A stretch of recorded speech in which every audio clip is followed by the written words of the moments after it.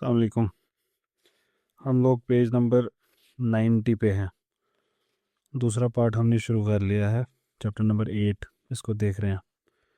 तो we talked in our earlier sessions, जिससे immediately पहले हुए, that brief pause after the incident of हिरा।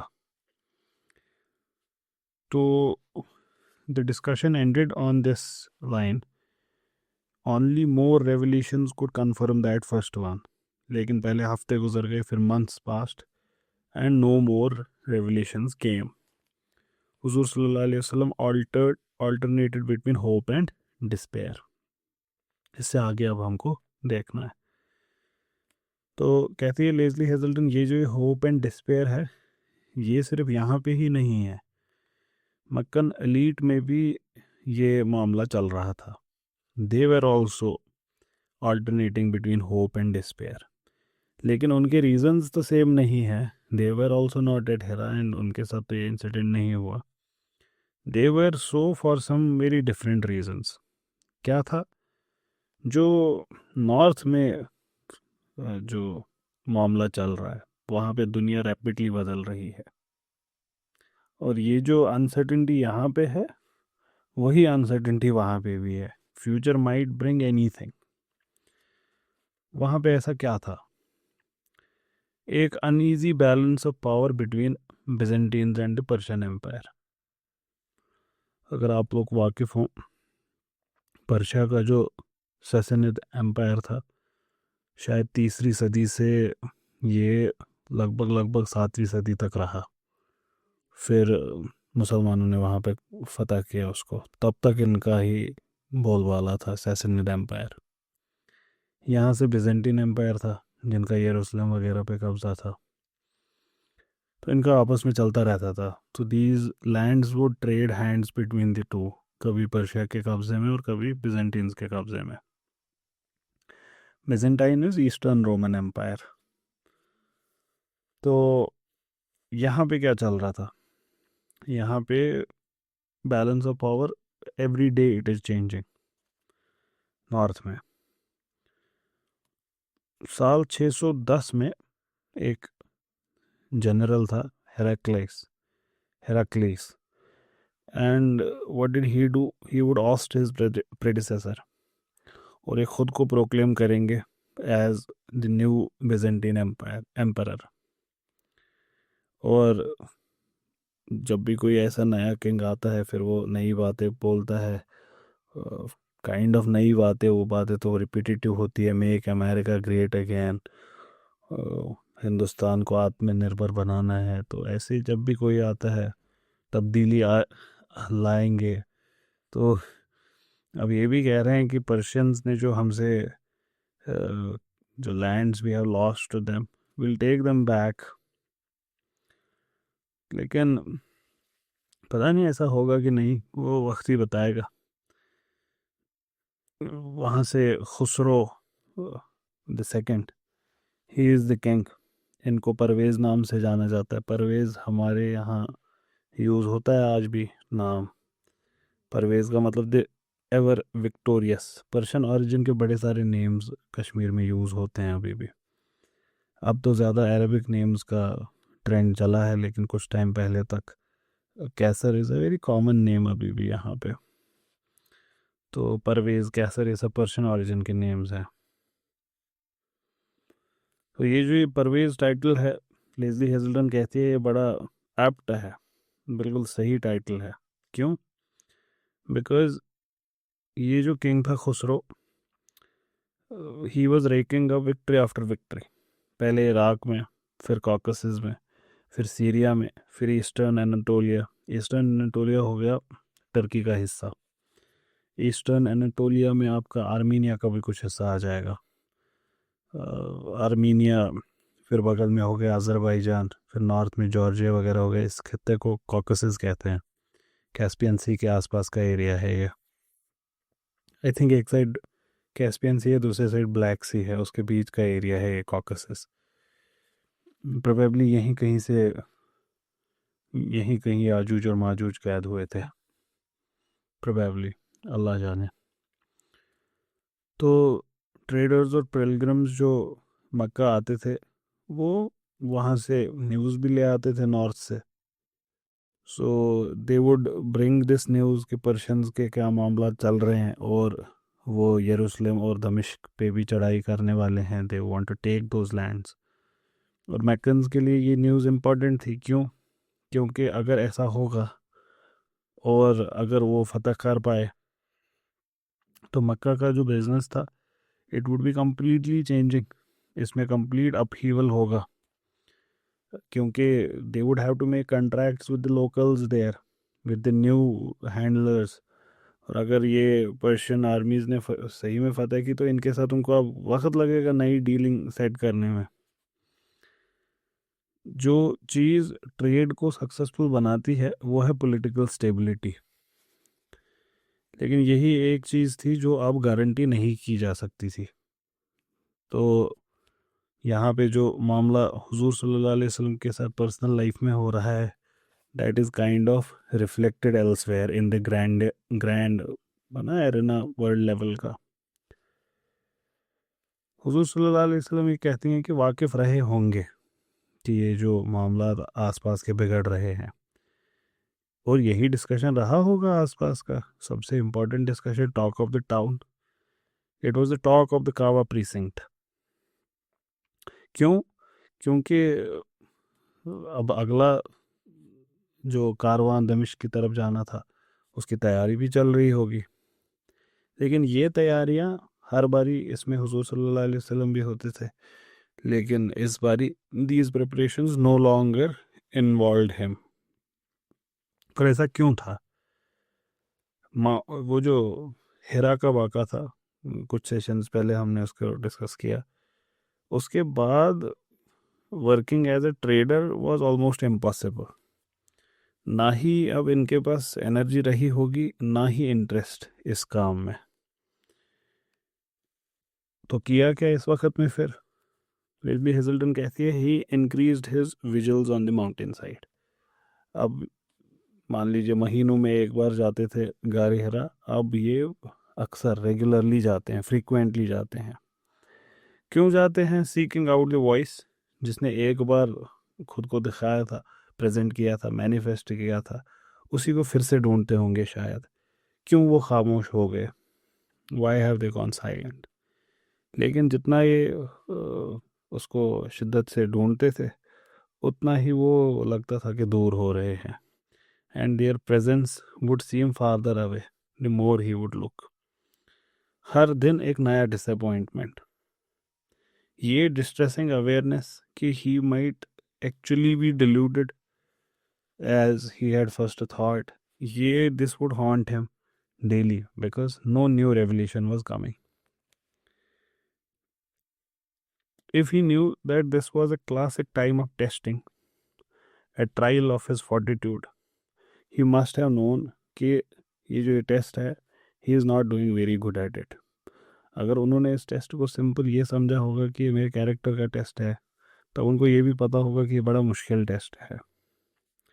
और शायद ये टेस्ट उनके खुद के फेयर का था, द डार्क फेयर कि ये एक्स्ट्रा ऑर्डिनरी विजन मुझे हुआ था ये शायद फिर कभी ना हो.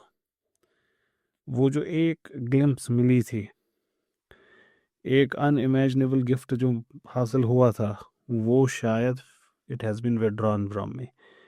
तो that is the kind of dilemma he is in. या फिर शायद he is being punished the way he did say this to his beloved wife कि शायद मुझसे ही कोई गलती हुई है. तो that must also have come in. So he must have thought कि क्योंकि उसमें हज़रत खदीजा ने वापस जवाब दिया कि no you are not that kind of a person, god is not going to abandon you. तो शायद उन्होंने सोचा हो कि maybe I doubted it, that's why it has been taken away. ये होता है ना, when you doubt something things are taken away from you. जिन भी चीज़ों की इंसान वो जिसको हम कहते हैं, हमें हमारे बड़ों ने अक्सर कहते हैं हमसे कि जिस चीज़ की कदर नहीं करोगे वो आपसे छीना जाएगा. तो the prophet could have thought कि maybe because I did not trust, I did not care about it the way I should have, maybe he thought थॉट कि शायद मुझे से I am at fault here. And this is the Muslims way. The Muslim always thinks के मुझसे कहीं गलती हुई होगी. तो द प्रॉफिट वाज सल्लल्लाहु अलैहि वसल्लम, he was kind of checking himself कि maybe I doubted the message in the very first place. मैंने गलत सोचा कि maybe I am mad, I am possessed, I am a poet, तो उस वजह से this could have happened. And even as he longed for the voice to return, he may have been terrified of the possibility. Was what he most desired also what he most feared? ये जो चीज़ थी, ये जो revolution की चीज़ थी, इसकी जो ऑ mysterium tremendum et fascinans, it is fascinating, yes, but it is at the same time terrifying. तो ये पॉसिबिलिटी कि आई वांट समथिंग जिसने मुझे झगड़ा था, which took the very soul out of me, that possibility was also terrifying in itself. कि am I in love with something which kind of takes the very soul out of me? और क्या मैं फिर से वो pen उसको endure कर पाऊंगा the way I did it in the first time? हुजूर सल्लल्लाहु अलैहि वसल्लम बाद में कहते, never once did I receive a revelation without thinking that my soul had been torn away from me. ये मक्कन पार्ट का हदीस है। Who could withstand that? Waraqa ने कहा था कि उनसे कहना कि दिल मजबूत रखो, बहुत कुछ होने वाला है। ये जो tell him to make a strong heart, Lesley Hazleton कहती है कि ये तो इन द वेरी ना क्रूड टर्म्स अगर इसको देखें, इस फ्रेज़ को स्ट्रॉन्ग हार्ट, ये तो लिटरल मायने में भी सही है, क्योंकि ये जो इवेंट है इसका फिजिकल इफेक्ट तो ऐसा ही है कि people might have a cardiac arrest, ऐसा ये स्ट्रॉन्ग इवेंट होता है। तो it's kind of apt to use this phrase. He wrestled then with uncertainty. ये अल्फाज जो आए थे, आए कहाँ से थे? ये उन्हीं के अंदर से आए थे क्या, या जैसा उनको महसूस हो रहा था ये कहीं बाहर से आए थे? But how would he no till the new revolution would not come? Had the words come from deep inside him, or had they indeed come from beyond him as he felt they had, words that he himself would never have been capable of? एक लड़का जो young life में he had learned कि कैसे अपनी आवाज़ को दबा के ही रखना है, all of a sudden he has been given one. Or was it God's? How would he know? Or was the voice of God within him, a part of him? The way the mystics would say, Tattamasi, you are that. क्या ये जो ये divine words थे ये सही में ही these had been planted inside him, या ये फिर उनका खुद का कलाम था which was the expression of the divine? Where did man and where did God begin? Which word is mine and which is not mine? What was this boundary so powerfully and briefly broken?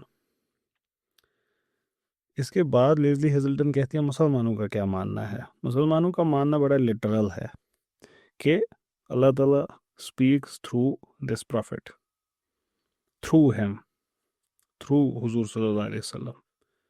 The words are spoken through the mouth of Prophet Muhammad Sallallahu Alaihi Wasallam, but they don't belong to him. It is the word of God which is revealed to him and he narrates it to people. Leslie Hazelton कहती है, but when you are the one being spoken through, जब आप you are that vehicle जिस जो ये words actually बोल रहा है, आप ज़रूरी है ये सवाल पूछेंगे कि ये वॉइस कहीं तुम्हारी खुद की ही तो नहीं है विच इज़ जस्ट ट्रांसफॉर्म्ड, या ये सही में ये ट्रांसफॉर्मेशन जो है it is from an agency outside you? या फिर आप ये भी सोचोगे शायद ये दोनों चीज़ें अलग है ही नहीं, मैं ही वो हूँ, वो मेरे अंदर ही है। और ये जो ये बेसिक इंसाइट है कि खुदा मेरे ही अंदर है, it is the insight of Gnostics mystics को कहते हैं। और लगभग दुनिया के तमाम ट्रेडिशंस में जो मिस्टिक्स गुजरे हैं उनका यही मानना है कि जो डिवाइन स्पार्क होता है ये आप ही के अंदर होता है। लेकिन अगर कोई इसको ऐसे सोचेगा कि ह्यूमन और डिवाइन में कोई डिफरेंस नहीं है, कोई बाउंड्री नहीं है, तो हुजूर सल्लल्लाहु अलैहि वसल्लम ऐसे तो शख्स नहीं है। He would not fall into this excessive pride. He would not fall into this self confidence कि मैं ही खुदा हूँ, ये कि ये मैंने किया या मैं इसका क्रिएटर हूँ, इस कलाम का, और dangerously arrogant assumption of one's own powerfulness कि मैं ताकतवर हूँ. The prophet would not fall in such hubris, such excessive pride he would not. ये सारा जो है और मच मोर, ये तमाम हुजूर सल्लल्लाहु अलैहि वसल्लम का वो पर्सनल स्ट्रगल दिखाता है जो उस वक्त हुआ जब वही नहीं आई पहली बार आने के बाद. जब तक ये सवाल रिजॉल्व नहीं होते उनके खुद के लिए, what would he do? Nothing but silence. Because what he was now called on to be, prophet or messenger, went against his very whole nature that he had built for all of these years. खामोश side में periphery में रहना. और ये कलाम क्या कह रहा है? नहीं, you are at the centre of everything. वो लड़का जो डबली ऑर्फन था, जो महज सर्वाइव किया इस सोसाइटी में, कैसे? By keeping himself in the background. उसको अगर ये बात सही थी जो हिरा में हुई, तो उसको ये कबूल करना पड़ेगा कि from background he has been thrusted into foreground.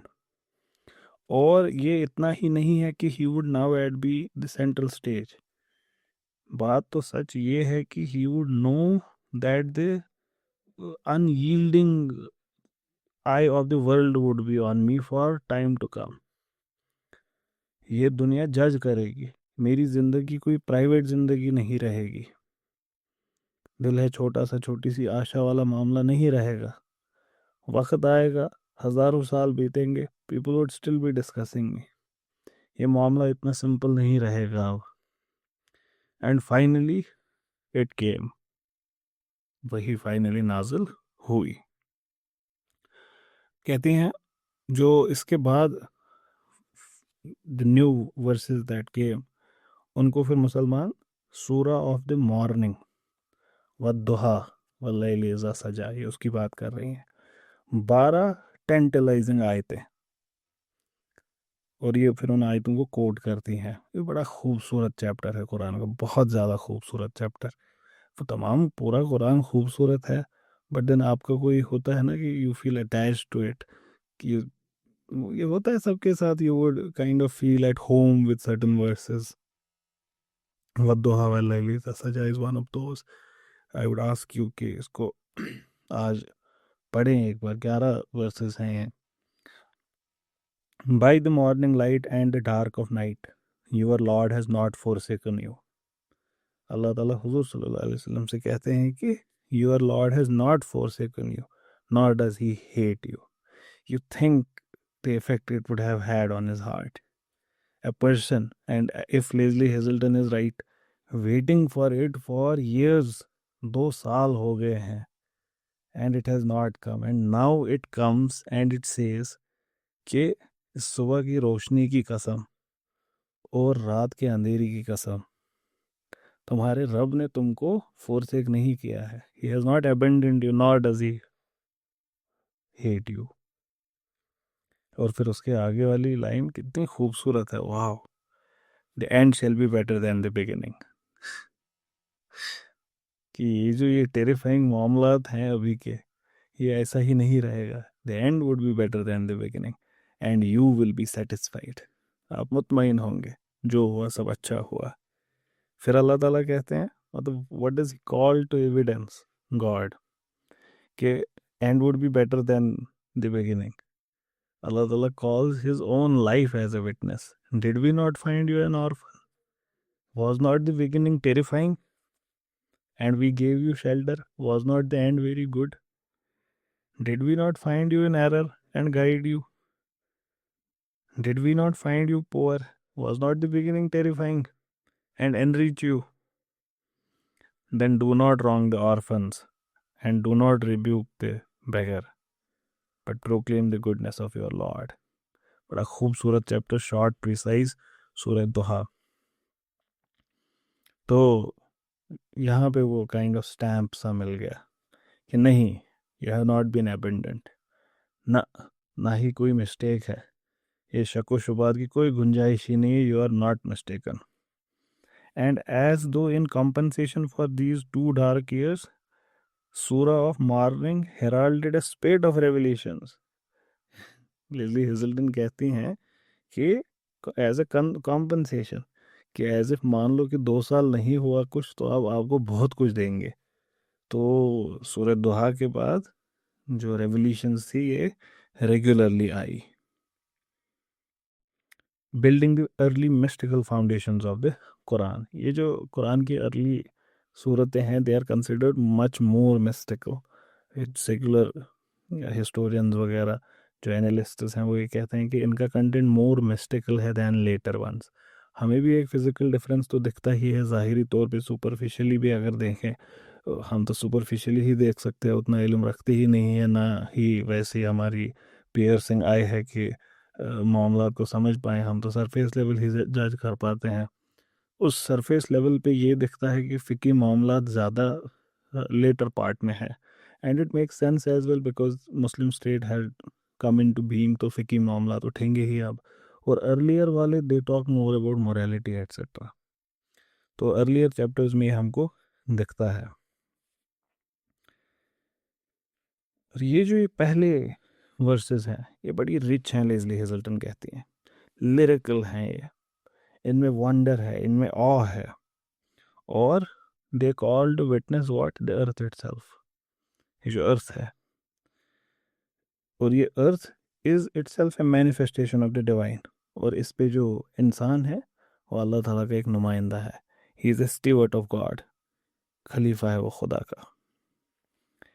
ये जो वर्सेस हैं ये एक एनवायरमेंटलिस्ट अप्रोच रखती हैं to the world which is still unparalleled in any holy book, कि ये इस कायनात को महज एक ऐसे ही है तो है नहीं, it calls it again and again as a witness of God's creation and God's existence, कि ये जो कायनात है ये ऐसे ही नहीं बनी। It calls sometimes the sun, sometimes the moon, sometimes the ocean, sometimes the mountain, sometimes the trees, sometimes rainfall, sometimes bees, sometimes ants. It calls all of these phenomena, natural phenomena, as witnesses that these are sacred. ये ऐसे ही नहीं है कुछ। Take for example the sun. इस वाले सूरह में अल्लाह ताला क्या कहते हैं, by the sun and its morning brightness, and by the moon which rises after, by the day that displays the glory of the sun, and by the night that conceals it, by the heavens and he who built it, and by the earth he who laid it out, by the soul and he who molded it, and inspired it with the knowledge of good and evil. Blessed shall be the one who keeps it pure, and ruined he who corrupts it. Wow, कितना precise और कितना beautiful है ये। वाह, इसको फिर से सुने ज़रा। By the sun and its morning brightness, and by the moon which rises after, by the day that displays the glory of the sun, and by the night that conceals it, by the heavens and he who built it, and by the earth he who laid it out, by the soul and he who molded it, and inspired it, the soul, with knowledge of good and evil. Blessed shall be the one who keep it pure. Keep what pure? Keep your soul pure. And ruined he who corrupts it. ये रूह, ये जो कल्ब है आपका, इसका ना keep it at proper place, don't let it ruin. बात सजदे की नहीं होती है at the end of the day, ये खुलूस से दिल की होती है, वरना इब्लीस को भी आते हैं वजू के फ़राइज़ बहुत। ये ऐसे ही कंटिन्यू करती है, और भी मिसालें कहती, इसको कंसिडर करें यासीन, सूरह यासीन को, सूरह number 36। Let the once dead earth be a sign for them, ये जो बंजर ज़मीन है, let it be what, as a sign for you. कैसे इसको हमने जान दी, और फिर आपकी सस्टेनेंस के लिए इसमें से अनाज उगाया, हमने इसको जान दी और इसमें से आपके लिए अनाज उगाया। We planted it with the palm and vine, and watered it with gushing springs, so that you may feed on their fruit. And then, most famously, Surah 24, known as the light. ये तो बड़ा मशहूर है कि अल्लाह ताला क्या है, नूर of the heavens and the earth, जिसकी लाइकनेस उस लाइट की तरह है, as a niche wherein is a lamp, lamp एक ग्लास में है. The glass as it were a glittering star, kindled from a blessed tree, an olive of neither the west nor the east, whose oil all night would shine, even if no fire touched it. That is the likeness of God. कि God is the noor of the heavens and earth. That is God that gives all of this meaning. ये जितना भी कायनात है. Leslie हेजल्टन कहती है जितनी भी ये वर्सेस नाजिल हुई हैं अर्ली रेवल्यूशंस, इसमें जो क्रिएशन है इसकी मिस्ट्री बार बार इसी की तरफ तवज्जो आपका, they are taking your attention towards that the mystery of creation is all around. आयत वर्स आफ्टर वर्स ये उसी चीज़ को सेलिब्रेट करती है बार बार कि पहाड़ों का ग्रैंडर देखो, अर्थक्वेक्स की पावर देखो, रेनफॉल की बाउंटी देखो, हार्वेस्ट की बाउंटी देखो. ये जो सिंपल सीक्वेंस है दिन और रात की, सन और मून की, प्लेंटी और ड्रॉट की, इसको देखो ज़रा. या फिर let me not call this verse after verse but sign after sign. The way Quranic verses are called sign, वैसे ही कुरान की साइन आफ्टर साइन, आयत आफ्टर आयत पॉइंट्स टूवर्ड्स कायनात की साइन आफ्टर साइन. कि देखो ये दिन कैसे होता है, देखो ये रात कैसे होती है, देखो तुम कैसे बने, तुम क्या थे और कहाँ से क्या बन गए, कंजील्ड क्लॉट ऑफ ब्लड, और वहाँ से तुम प्रॉपर एक इंसान की तरह आगे आ गए. These verses, the verses themselves were signs of the active presence of the divine. और ये दुनिया the passive presence of the divine. And this Quran then would be a sign of God itself. एक miracle and enough a miracle. इसके अलावा और किसी miracle की ज़रूरत नहीं है. कुरान enough एक miracle है. ये जो अर्ली रेवल्यूशंस थी ये एक्सक्विजिट पोइम्स की तरह थी. कुछ इसमें से बड़ी शॉर्ट थी लेकिन डेंस, बहुत ज़्यादा डेंस. बाद में they would become long as well, जो बाद की रेवल्यूशंस होंगी. And sometimes they would involve the issues at the moment of their revolution.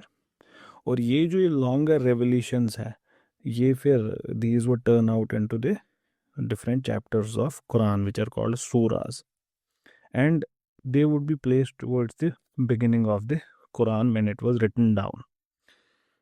Quran की कॉम्पिलेशन हुजूर सल्लल्लाहु अलैहि वसल्लम के जस्ट इमीडिएटली बाद हुई, और उस वक्त लेस्ली हेजल्टन कह रही हैं कि ये जो लंबी सूरतें हैं जो नाजिल हुई थी इनको टुवर्ड्स द अर्लियर ये ना टुवर्ड्स द बिगिनिंग रखा गया. कुरान का जो रेवल्यूशन का क्रोनोलॉजी है वो उसके अरेंजमेंट की क्रोनोलॉजी नहीं है. इसका मतलब ये हुआ कि कोई चीज़ जो पहले नाजिल हुई वो आपको कुरान में सबसे पहले नहीं मिलेगी, वो हो सकता है आपको लास्ट में मिले. इनफैक्ट जो इकरा, जो फर्स्ट रेवल्यूशन थी, वो it is towards the end of the Quran. ये पूरे कुरान का ऐसा ही पैटर्न है. लेकिन जब इस पैटर्न को वेस्टर्न स्कॉलर्स देखते हैं तो थोड़ा सा पैटर्न जो दिखता है वो यही है कि लंबी सूरतें पहले हैं, छोटी छोटी सूरतें टुवर्ड्स द एंड है. What could have inspired that arrangement we don't know. As Muslims we think, हमारा मानना यही है कि ये प्रोफेटिक सीक्वेंसिंग है. हुजूर सल्लल्लाहु अलैहि वसल्लम ने खुद से ये सीक्वेंस हमें बताई है. ऐसा नहीं है कि ये हमने अपनी मर्जी से बाद में किया. The sequence was known to the early Muslims through the Prophet sallallahu alaihi wasallam. And of course, when we say Prophet sallallahu alaihi wasallam knew or taught us the sequence, we mean that God through him did it, because we don't create any difference that a prophet saying is something different and God saying is something different.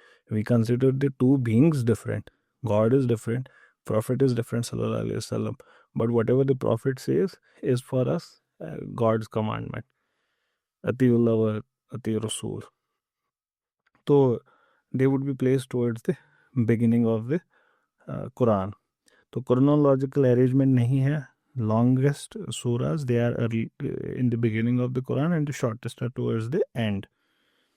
तो ये कहती हैं कि ये जो arrangement है शायद aesthetics के लिए किया गया होगा, या फिर सिंपली इसलिए कि ताकि पूरे जो डिफरेंट वक्त पे डिफरेंट नाजुल हुई वर्सेस सबको इक्वल इम्पोर्टेंस मिले.